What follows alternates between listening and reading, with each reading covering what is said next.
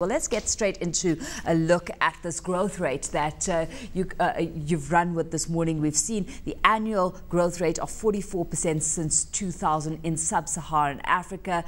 What do you make of the pace of growth that we've seen as the years progress, though?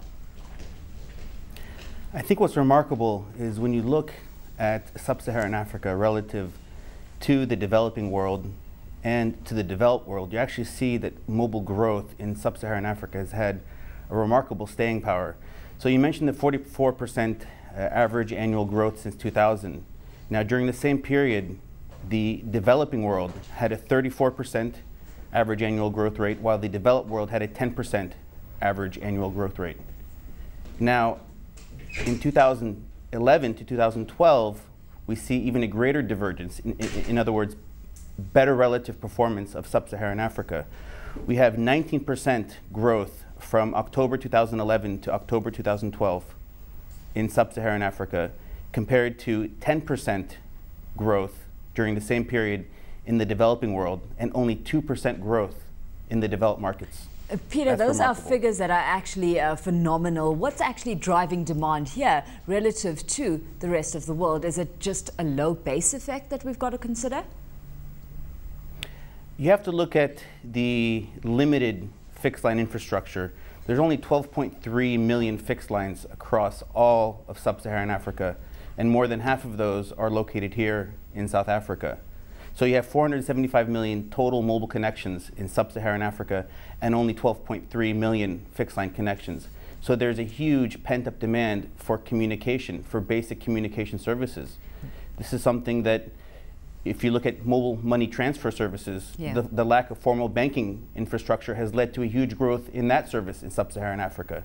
So looking at the substitution, looking at the limited availability of existing services, either fixed line or banking or money transfer, that's why you see the mobile industry really step in and fuel this growth across the region. So a lot of innovation coming through from the corporate arena specifically, and those within the telecom space that's prompting things and fueling things in a very big way. You've still got to ask the question, though, are we growing as fast as we could be? Are we reaping full potential?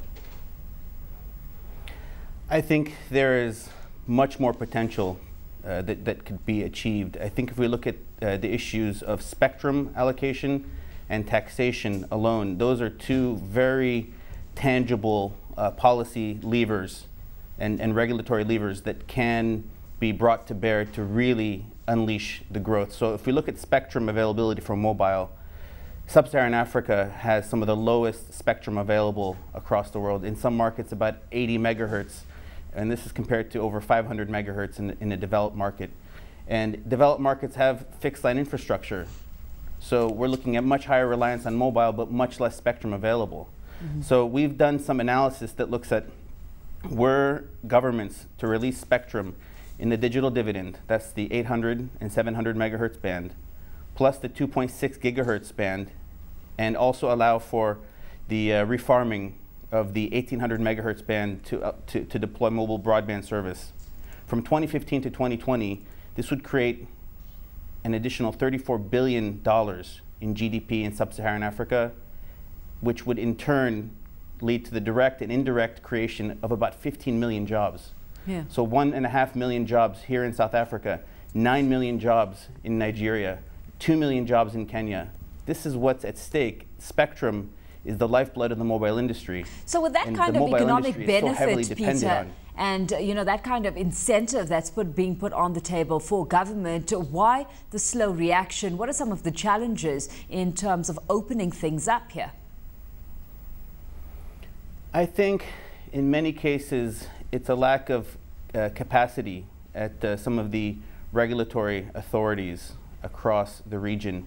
Just not enough manpower, so to speak, not enough people doing the analysis, not enough advisors, not enough engineers. I think that some capacity building is necessary at the regulatory and policy level.